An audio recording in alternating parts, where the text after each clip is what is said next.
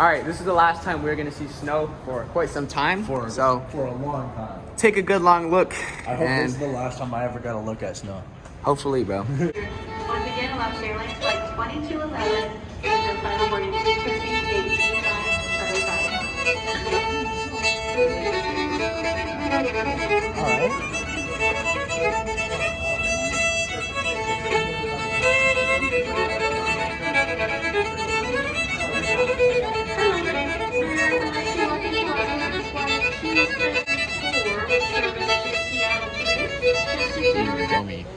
Dummy. Patrick, well, what are we doing right now? We're grocery shopping. Grocery shopping? We're also getting a whole bunch of air mattresses. Yep. So we could sleep. Got the essentials. Got the essentials. Yeah, air mattress, pillow, blanket, lamp, protein powder. Hey, this is where we started. Yes, sir. Catch us in a yacht.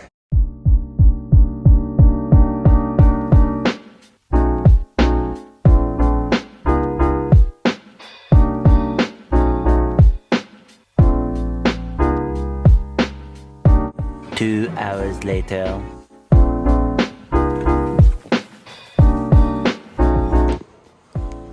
Well tired? Yes, bro. These boys been sleeping. I'm still on about 1 hour of sleep.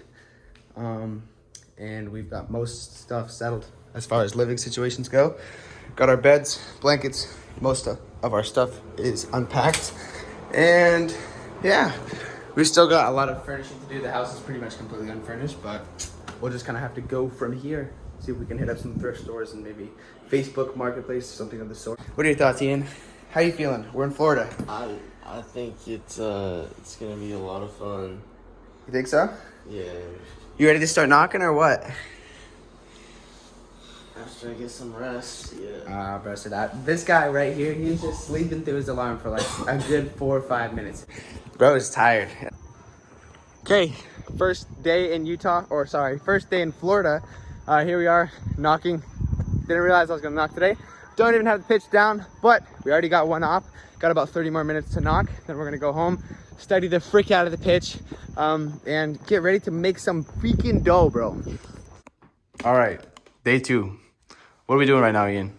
Going swimming. We're about to go swimming. Going poop first. Yep. POV? Yep. That's okay. Oh, I'll leave you out here for just a second. Oh, Yep. man.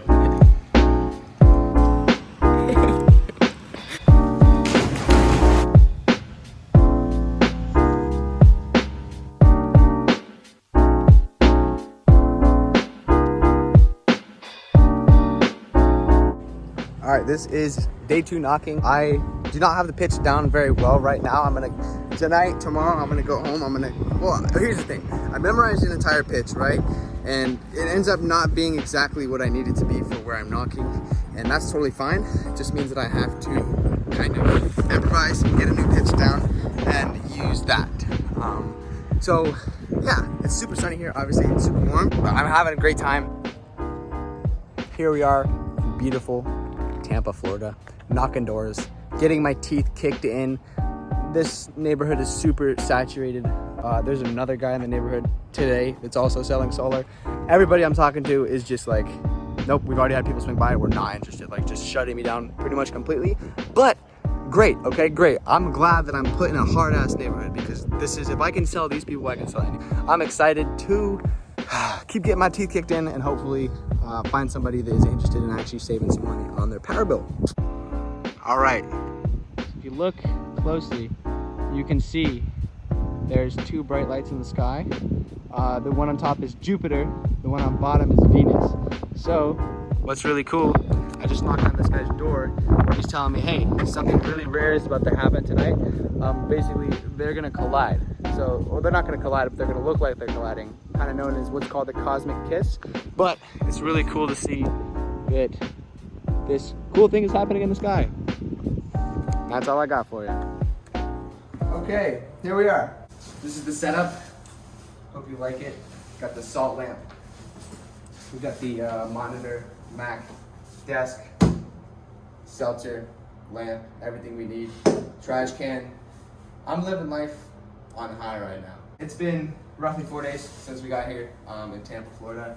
And it's been crazy, man. Like it's been a very eventful, exciting experience so far. Really, it was definitely a surreal experience to say goodbye to my work, all of my friends, well, the majority of my friends at least, and my family, my siblings, you know, just everything. Like, this is a completely new environment.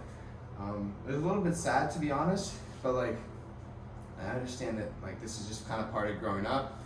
You know, I'm moving on to a new chapter.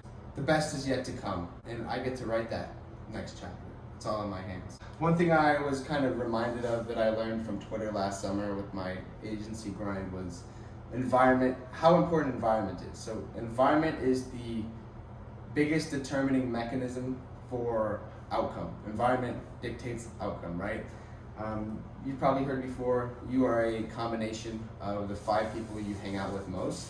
I think that's completely true, and so I'm glad to be in a situation like this where I'm here with a bunch of other hungry young guys that are, you know, trying to make something of their life. This environment is new to me, so it's all uncharted territory. Growth comes from when we are uncomfortable. Like, growth comes from stretching ourselves. This is just a known truth amongst humanity, I feel like. You have to start off being incompetent. And so I think the fast track to building competency is to fail, to just suck. And that's exactly what it is for me right now, knocking doors, sucking at it. You know, it's a tough job. Sales is hard, but fake it till you make it, am I right? So that's pretty much what we're gonna do. We're gonna do our best to optimize and design a schedule for, you know, just becoming the person that I need to be, the man that I need to become to achieve the things that I want to. As far as the travel went, flights were pretty brutal. We had a 30-minute flight up to Anchorage, then we had a 3-hour flight to Seattle, then we had a connection back to Tampa. That was about 5.5 hours, and man, it was rough because it was a red-eye flight, so like I went on no sleep for most of the flights. I think I got an hour of sleep on the last flight, and despite this, like I was still pretty energized just because like I was hyped up, like I was excited. Like this is a crazy experience for me, just moving across the country. So once we got to Anchorage, we met this guy. We had a little box, he had this little instrument. I was like, what is that, man? I was just trying to kind of talk to people, get, you know, just socialize. It's one thing I've been trying to work on recently, just talking to a lot more people. But I asked him, I was like, what is that? He's like, oh, it's a fiddle. And I was like, a fiddle? Like, what is a fiddle? And apparently it's basically a violin. You saw it in the intro, I'm sure. And we asked him, I was like, hey man, like, he said he'd been playing for 15 years. And I was like, you should play us a little tune. I mean, so I asked him if he could play us a little tune, and I was actually really impressed. Like, a whole crowd started to build, everybody clapped when he was done. I could tell it was a bit nerve-wracking for him, but I was very thankful, and I thought it was really cool that that happened. It kind of was like the highlight of the travel over here. So the first day we got there, we arrived in Tampa at 6 a.m. We had our manager Ethan pick us up from the airport, and he drove us to our apartment. Well, first we went to Walmart, kind of got all the basic living shit that we need, all the essentials. We had to get mattresses, eating utensils, you know, everything that you need for surviving, toilet paper, whatever. We spent the majority of the first day unpacking. So we went out to eat at Texas Roadhouse, which was fire, by the way, and then knocked the first day. None of us had the pitch down. We all didn't really want to do it, but you know what? I'm very thankful that they made us do that, because now we have 3 days of knocking in our belt. We're like I said, like the best way to just get good at something is just to do it. And so like I'm glad that they made us do that, even though we was uncomfortable. We didn't know what we were doing. Fake it till you make it. It's pretty hot here. That's another thing. It's like 90 degrees on average, I feel like. And there's been a little bit of a breeze. Apparently this is like the cool version of Florida. Everybody I've talked to said it's gonna get a lot hotter, so hooray, I guess. We're all pretty sunburned. I think Ian is the most sunburned. My brother looks like a raccoon right now. But hey, once we tan, no more being pale and white. We're gonna get all the babes, if you know what I'm saying. Just playing. So at this point, we've got most of our living situation figured out. Luckily, the apartment came with all the basic appliances, you know, dishwasher, washer, dryer, fridge, freezer. Like, it's a pretty nice apartment. The other thing I realized is this is no different from being in Alaska in that it's just as easy to live life on the path of expediency, short-term gain, spontaneity, and kind of just in the lazy river. There's a YouTuber that I watch, and I've been watching for a while. His name is Elisha Long. He kind of makes videos about men's help and what masculinity, things of that nature. And he talks about the lazy river being like the easiest path that you could live, right? Like just kind of living spontaneously, doing the bare minimum to get by, and stressing all the time about what you know you need to get done. It's no way to live, but it's the easy route most people take because they just do only what they need to get by. Jocko Willink talks a lot about how discipline equals freedom. If you can discipline yourself, if you can manage your time, then you can create more time for you to actually make memories and experience life in the way you feel or think or perceive that it's meant to be experienced. So this kind of past week, first 4 days here has been settling in, kind of just hanging out. Like I would probably say as far as focus goes and kind of being on task, probably about 65%. I'm nowhere near where I know I need to be, but I have some leeway, right? Because like it's my first week here, settling in, but at this point it's Sunday, it's a new week. It's time to lock in, it's time to grind. So with that being said, I'm gonna be starting my first ever official cycle of monk mode. If any of you guys watch Eamon Gadzhi, I'll leave his YouTube channel. I'll actually leave the video he made about monk mode in the video description. But basically it's a protocol he created for optimizing success. Like I said, environment dictates outcome. So if you can dictate your environment, you can dictate your outcome, right? So you can create systems, you can create routines, you can create rules, protocols like this that'll help you. But if you just play it by the rules, it's just like a game you plug and play, there's no way you can fail. So, like I said, tomorrow is first day of monk mode. What does monk mode entail? Well, Eamon Gadzhi has 3 rules he recommends people follow. Number 1, no alcohol, no weed. Number 2, 10 minutes of meditation daily. And number 3, exercise for 30 minutes. These are some staples, completely agree with him on all of them. And I've been meditating for about 6 months now. It's definitely been something that's changed my life for the better, and will continually do. So my 4 pillars of monk mode are going to be, and you can kind of customize it to your liking, which is really cool. Kind of just have your own set of non-negotiable things you have to do every single day to make it a success. First pillar of my monk mode is going to be no alcohol, no weed, no caffeine, and I'm going to be doing semen retention, so no fat, right? That's rule number 1. Got to stay consistent on that. Everyone watching, hold me accountable. All my friends are going to be holding me accountable, and my peers. Number 2, follow a consistent schedule, right? Go to bed at the same time, wake up at the same time. The more predictable your schedule is, the more unpredictable your life is, and it's very nice when you know what's coming, you have a predictable future. You can kind of plan accordingly and accomplish what you want to. You kind of put your desire out there, what you want to get done, you make plans for doing it, and you follow the plans. Like, it's really not that hard, but it's hard when you have a lot of distractions, like whatever, alcohol, weed, caffeine, women, lust, all these different things that are pulling at us all the time. You know, TikTok, social media, like, takes away from our attention and distracts us.